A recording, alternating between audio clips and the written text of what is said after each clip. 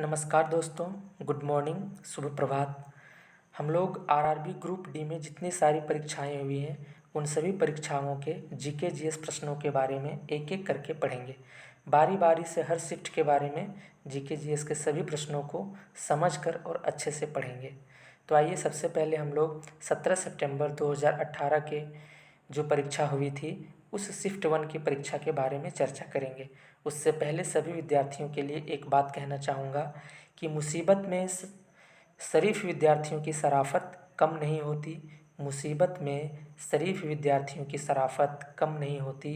करो सोने के 100 टुकड़े तो कीमत कम नहीं होती।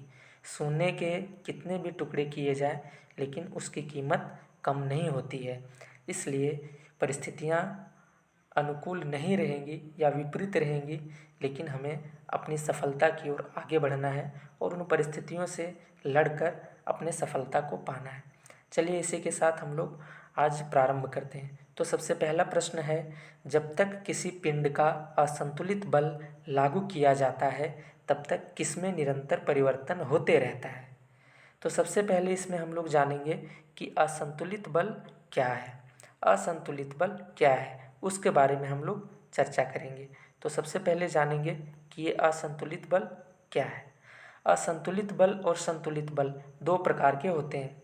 असंतुलित बल हम लोग उसे कहते हैं जिसमें दो या दो से अधिक असमान प्रकार के बल लगे होते हैं और उनका जो परिणामी बल होता है वो शून्य नहीं होता है बल्कि कुछ और होता है। जबकि संतुलित बल हम लोग उसे कहेंगे जिसमें एक या एक समान के कई प्रकार के बल लगे होते हैं परंतु उसका परिणामी बल शून्य होता है, उसे हम लोग संतुलित बल कहते हैं। इस प्रश्न के अनुसार से जब यह संतुलित बल किसी ऑब्जेक्ट पर लागू किया जाता है तो उसके चाल में निरंतर परिवर्तन होते रहता है। अगले प्रश्न की ओर बढ़ते हैं। ट्रैफिक को नियंत्रित करने के लिए रोबोट का उपयोग करने वाला भारत का पहला शहर कौन सा है। तो ये काफ़ी पहले से ही फेमस रहा है। भारत का सबसे पहला शहर वह इंदौर है जिसने ट्रैफिक को नियंत्रित करने के लिए रोबोट का प्रयोग करना प्रारंभ किया। यह शहर पहले से भी प्रचलित रहा है क्योंकि मध्य प्रदेश का यह शहर भारत का सबसे स्वच्छ शहर के रूप में जाना जाता है। अगला प्रश्न है, आधुनिक आवर्त सारणी में कौन से समूह के तत्वों का बाहरी कोष पूर्ण होता है। बाहरी कोष अर्थात अंतिम ऑर्बिट की बात की जा रही है। तो 18वें समूह में कुछ तत्व आते हैं, जैसे सबसे पहला तत्व हीलियम है, दूसरा तत्व नियॉन है, तीसरा तत्व आर्गन है, ऐसे ही क्रिप्टन है, जेनॉन है, ऐसे कई सारे तत्व हैं। लेकिन नियॉन का एटॉमिक नंबर 10 है जबकि हीलियम का एटॉमिक नंबर 2 है और आर्गन का एटॉमिक नंबर 18 है। तो यहाँ अगर हम लोग नियॉन की बात करें तो उसका इलेक्ट्रॉनिक कन्फिग्रेशन लिखने पे हम पाएंगे कि अंतिम कोष में 2 और 8 इलेक्ट्रॉन्स आएंगे। तो इस प्रकार से हम क्या देखते हैं कि उसके अंतिम ऑर्बिट में 8 इलेक्ट्रॉन आ जाते हैं और जिस किसी भी एलिमेंट के अंतिम ऑर्बिट में अंतिम कक्षा में 8 इलेक्ट्रॉन्स होते हैं उसे हम स्टेबल मानते हैं, वो अस्थायित्व को प्राप्त कर लेता है। ठीक उसी प्रकार से अगर अगले तत्व 18 की बात करें, जो 18 तत्व में आर्गन है, तो आर्गन का परमाणु संख्या 18 होता है और इस प्रकार से अगर उसका एटॉमिक कन्फिग्रेशन निकालें या फिर अगर हम लोग उसका इलेक्ट्रॉनिक कन्फिग्रेशन की बात करें तो उसका 2 8 8 2 8 8 हो जाता है। इस प्रकार से हम लोग क्या देखते हैं कि उसका इलेक्ट्रॉनिक कन्फिग्रेशन 2 8 8 हो जाता है।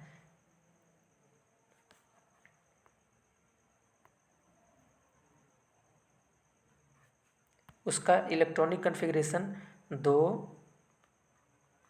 8 8 तो 2 8 8 हो जाता है। इसका मतलब उसके भी अंतिम ऑर्बिट में इलेक्ट्रॉनों की संख्या बात करें तो 8 है। उसी तरह से अगले क्रिप्टॉन की बात करें तो उसके भी अंतिम ऑर्बिट में 8 इलेक्ट्रॉन्स आ जाते हैं। यहाँ से यह पता चलता है कि जिसके जिसके 18वें समूह के तत्व हैं उसके अंतिम कक्षा में इलेक्ट्रॉनों की संख्या 8 है। इससे यह पता चल जाता है कि 18वें समूह के जो तत्व हैं उनके बाहरी कोष अस्टेबल होते हैं। बाहरी कोष में इलेक्ट्रॉनों की संख्या 8 होती है और वो तत्व अस्टेबल होते हैं। अगले प्रश्न की ओर बढ़ते हैं। अगला प्रश्न हम लोगों के बीच में है, किसी वस्तु पर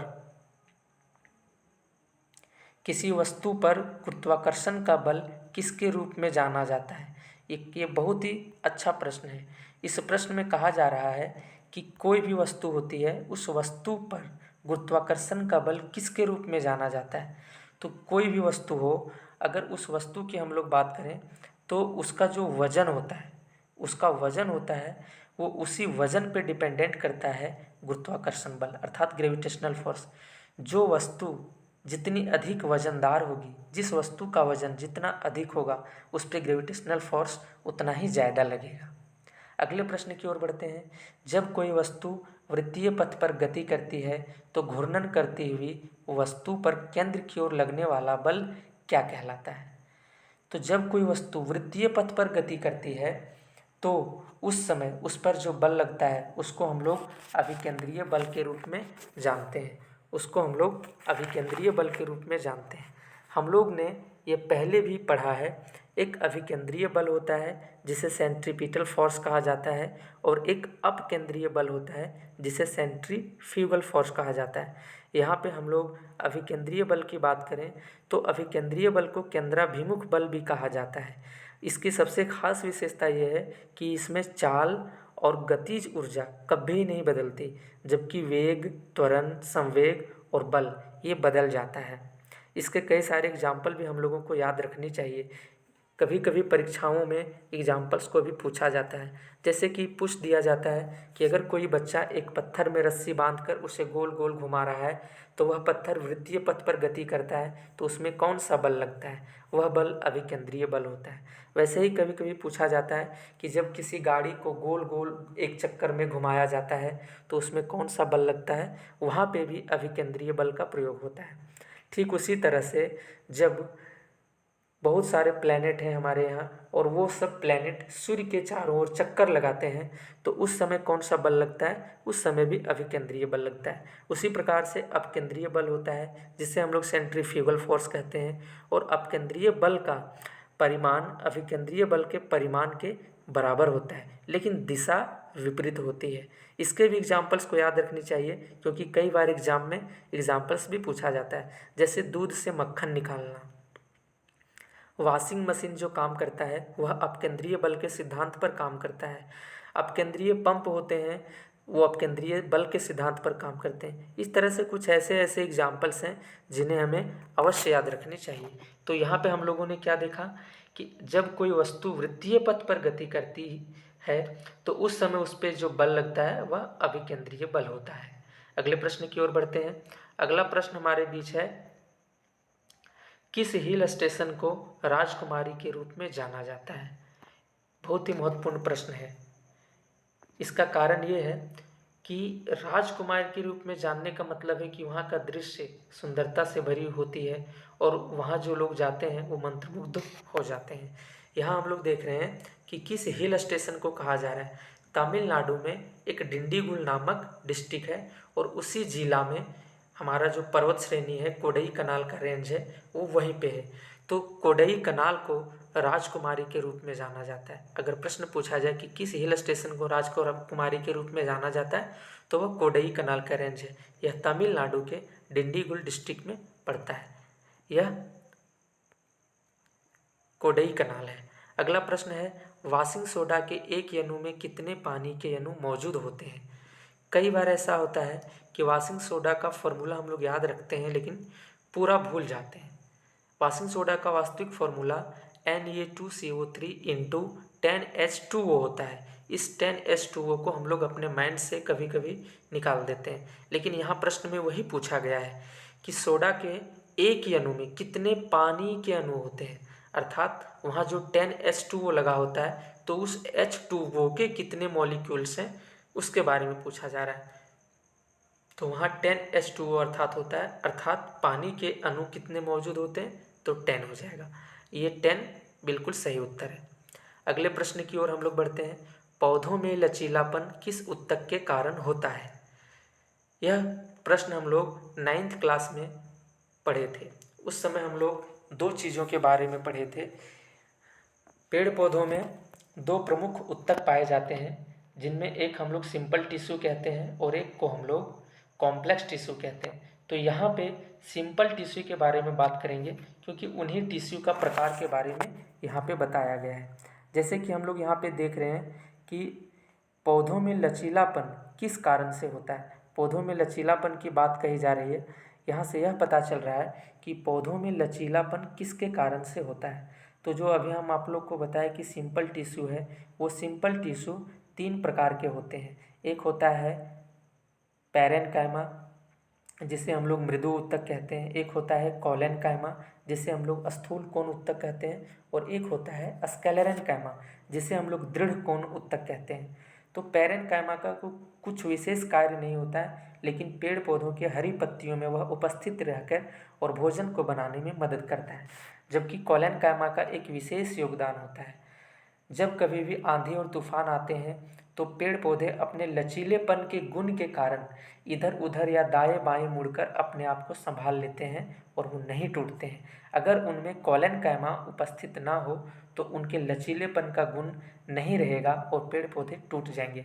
तो लचीलापन किसके कारण से आता है, तो वह कॉलेनकाइमा के कारण आता है। कॉलेनकाइमा नामक उत्तक ही है जो पेड़ पौधों में लचीलापन का प्रमुख कारण है।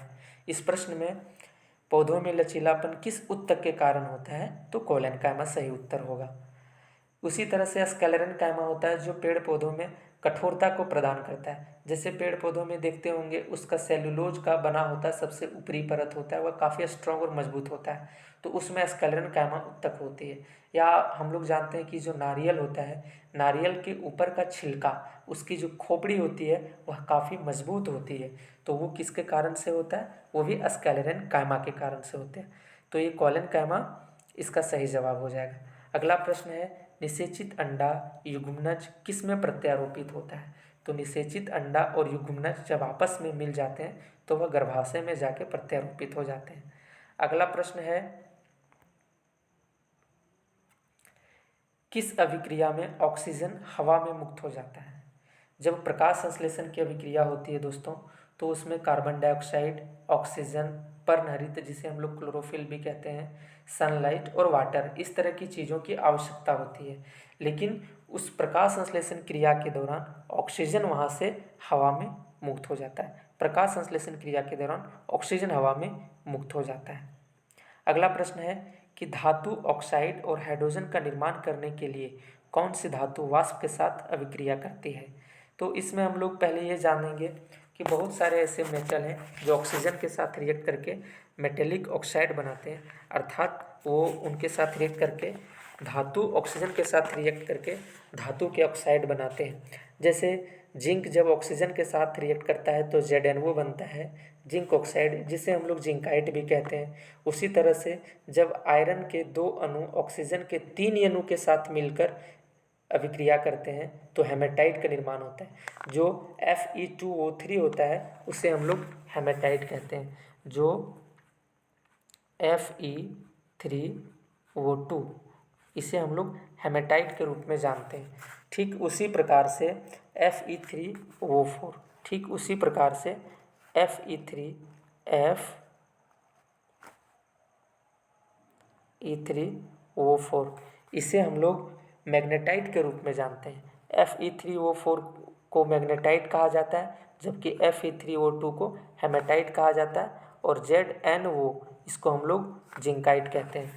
तो ये सब ऑक्सीजन के साथ रिएक्ट करके और धातु के ऑक्साइड बनाते हैं। उसी प्रकार से जब धातु ऑक्साइड और हाइड्रोजन का निर्माण करने के लिए कौन सी धातु वाष्प के साथ अभिक्रिया करती है, तो वह धातु एल्युमिनियम है, जो रिएक्ट करके और अपना काम पूरा करती है।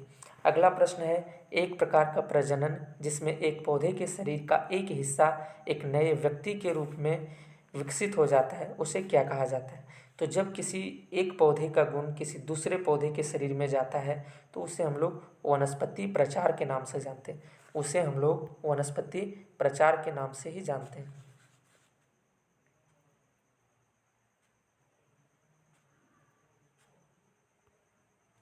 चलिए अगले प्रश्न की ओर हम लोग बढ़ेंगे, और अगला प्रश्न हम देखते हैं कोई बल 1 किलोग्राम पिंड की गति को 4 मीटर पर सेकंड से 8 मीटर पर सेकंड तक बढ़ा देता है, तो बल द्वारा किया गया कार्य क्या होगा। यह एक न्यूमेरिकल है, तो आइए हम लोग इसको इसी के बगल में सॉल्व करेंगे। हम लोग पहले देखेंगे कि उसमें क्या क्या दिया हुआ है, इसके बाद उसे सॉल्व करेंगे।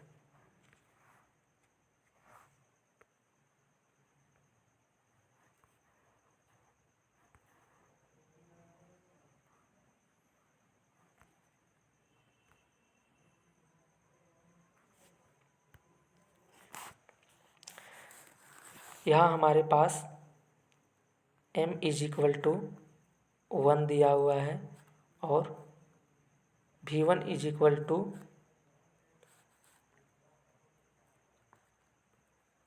4 दिया हुआ है और v2 इज इक्वल टू 8 दिया हुआ है। तो हमारे पास एक फॉर्मूला मौजूद है, उसी फॉर्मूला की सहायता से हम लोग इसको बनाएंगे। हम लोग को एक ये बात पता है कि 1/2 mv², ये काइनेटिक एनर्जी अर्थात गतिज ऊर्जा की फॉर्मूला होती है। तो इसमें हम लोग क्या करेंगे, 1/2 m और v² में 2 वेलोसिटी दिया हुआ है, तो एक v2 minus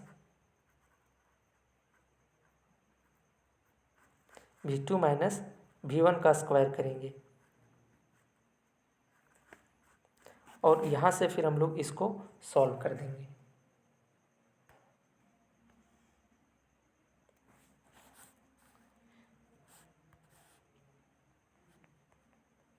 one by two into M के जगह पे 1 रखेंगे क्योंकि 1 kg दिया हुआ है, और v2 माइनस v1 का स्क्वायर के जगह पे हम लोग 8 का स्क्वायर माइनस 4 का स्क्वायर करेंगे और फिर इसको सॉल्व कर देंगे।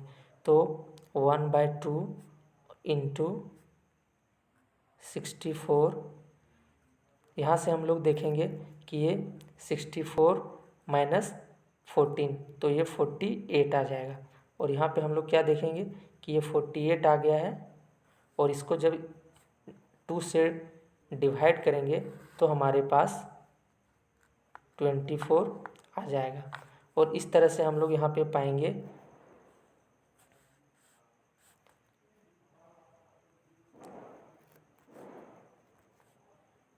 24 जूल। तो ये हम लोग का कार्य निकल जाएगा। इस प्रकार से हम लोग ज्ञात कर सकते हैं। एक बार आइए हम लोग देख लेते हैं कि हम लोगों ने क्या क्या किया है।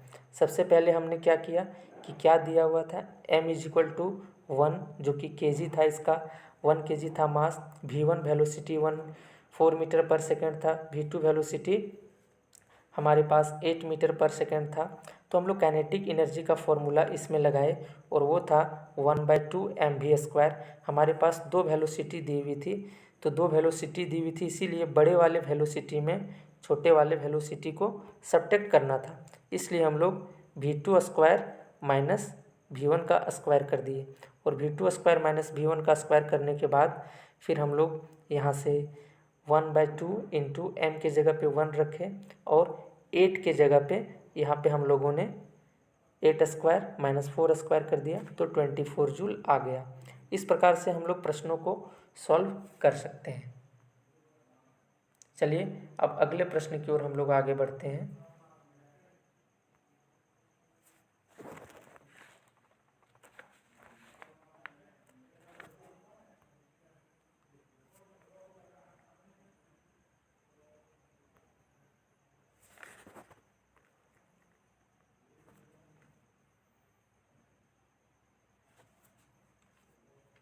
पृथ्वी का द्रव्यमान कितना है?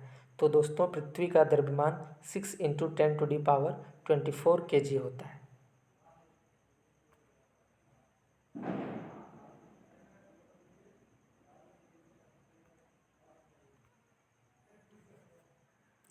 अगला प्रश्न है, कौन से देश की तटरेखा दुनिया में सबसे अधिक लंबी है? तो उत्तरी अमेरिका के कनाडा देश की तटरेखा दुनिया में सबसे अधिक लंबी है। कनाडा में वुड बुफेलो नेशनल पार्क विश्व का सबसे बड़ा नेशनल पार्क है, इस बात को भी हम याद रखेंगे। कौन से माध्यम में ध्वनि सबसे तेज यात्रा करती है?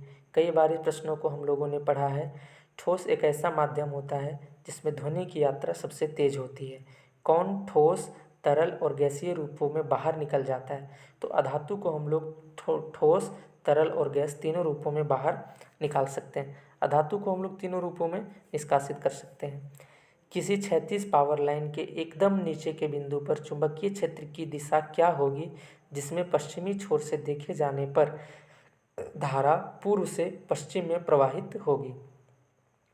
हम लोगों ने कुछ 10वीं कक्षा में कुछ नियमों को पढ़ा था। उसी नियम के अंतर्गत से हम लोग इसको ज्ञात कर सकते हैं। इसमें ये अनुभव करके और फ्लेमिंग के दक्षिण हस्त अंगुष्ठ नियम, फिर और जो नियम थे उससे हम लोग ज्ञात करेंगे तो पाएंगे कि ये वामावर्त नियम को फॉलो करता है।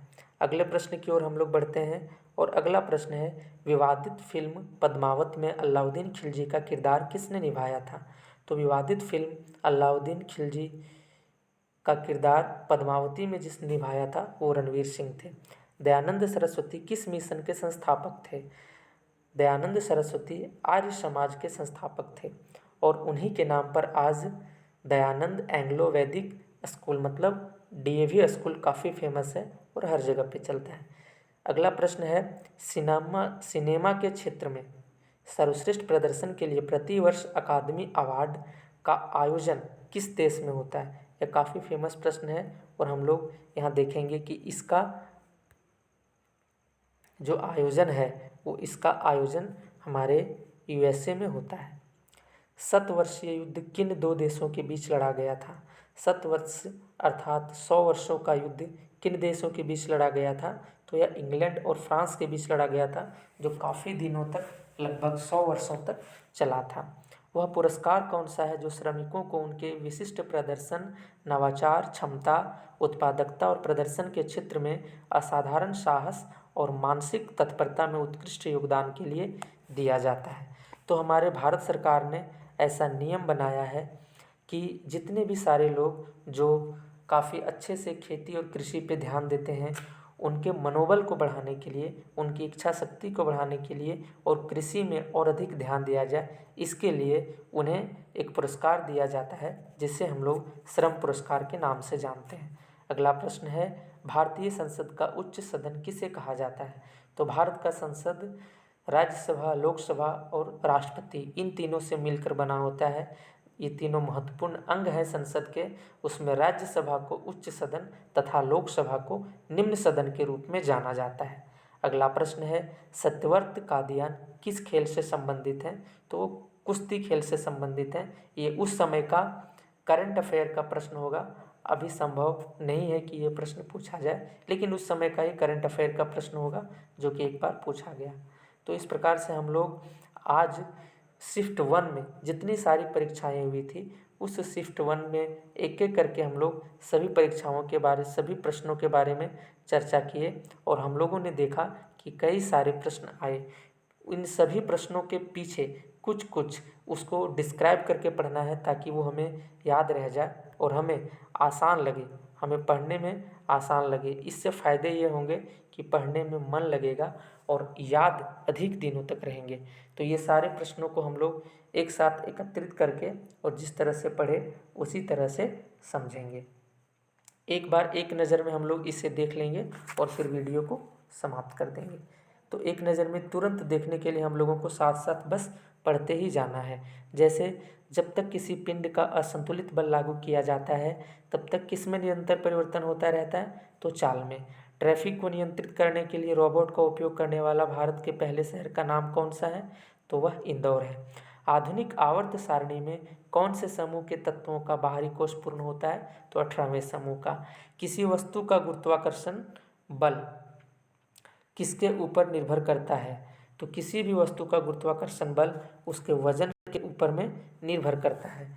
जब कोई वस्तु वृत्तीय पथ पर गति करती है तो घूर्णन करती हुई वस्तु पर केंद्र की ओर लगने वाला बल क्या कहलाता है? तो वह अभिकेंद्रीय बल कहलाता है। किस हिल स्टेशन को राजकुमारी के रूप में जाना जाता है? तो कोडई कनाल को राजकुमारी के रूप में जाना जाता है, जो तमिलनाडु के डिंडीगुल डिस्ट्रिक्ट में पड़ता है। वाशिंग सोडा के एक अणु में कितने पानी के अणु मौजूद होते हैं? तो वाशिंग सोडा का फॉर्मूला Na2CO3 × 10H2O होता है। तो ये 10H2O है, इसीलिए इसको हम लोग 10 मॉलिक्यूल्स मानेंगे कि पानी के अणु 10 मौजूद होते हैं।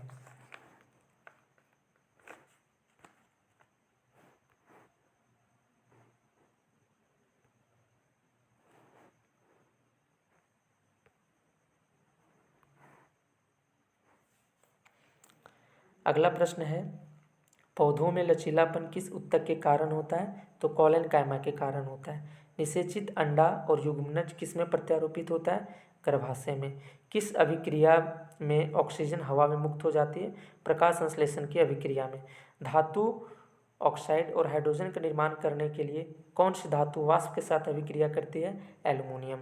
एक प्रकार का प्रजनन जिसमें एक पौधे के शरीर का एक हिस्सा एक नए व्यक्ति के रूप में विकसित होता है, उसे क्या कहते हैं? वनस्पति प्रचार। कोई बल 1 किलोग्राम पिंड की गति को 4 मीटर पर सेकंड से 8 मीटर पर सेकंड तक बढ़ा देता है, तो बल द्वारा किया गया कार्य 24 जूल होगा। हम लोगों ने देखा था कि 1/2 mv² के फॉर्मूले पर रखकर बना दिया था। 1/2 m के जगह पे मास 1 kg दिया हुआ है, इसलिए हम लोग यहाँ पे मास 1 kg को रखेंगे m के जगह पे।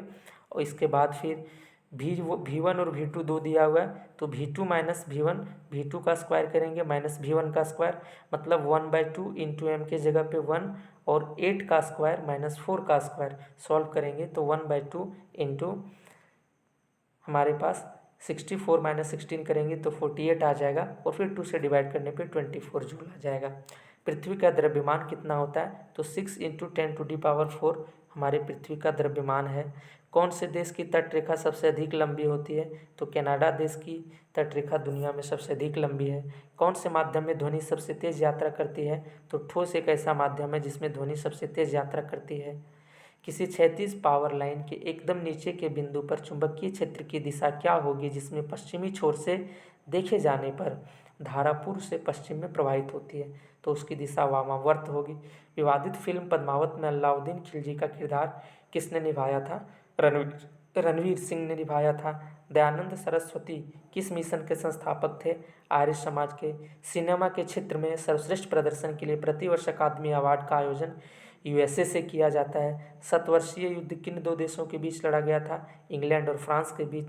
वह पुरस्कार कौन सा है जो श्रमिकों को उनके विशिष्ट प्रदर्शन के नवाचार, क्षमता, उत्पादकता और प्रदर्शन के लिए असाधारण साहस और मानसिक तत्परता में उत्कृष्ट योगदान के लिए दिया जाता है? तो वह पुरस्कार श्रम पुरस्कार है। भारतीय संसद का उच्च सदन कौन सा है? राज्यसभा। सत्यव्रत कादियान किस खेल से संबंधित है? कुश्ती। सारे प्रश्नों को एक बार हम लोगों ने रिवीजन कर लिया। इसी प्रकार से हम लोग पहले एक बार डिटेल से कुछ पढ़ेंगे, इसके बाद एक बार अंत समय में वापस से रिवीजन कर लेंगे। तो दोस्तों, आज के लिए इतना ही। सबों को बहुत बहुत धन्यवाद। सबका दिन मंगलमय हो, और आज के लिए राधे राधे। जय श्री कृष्णा।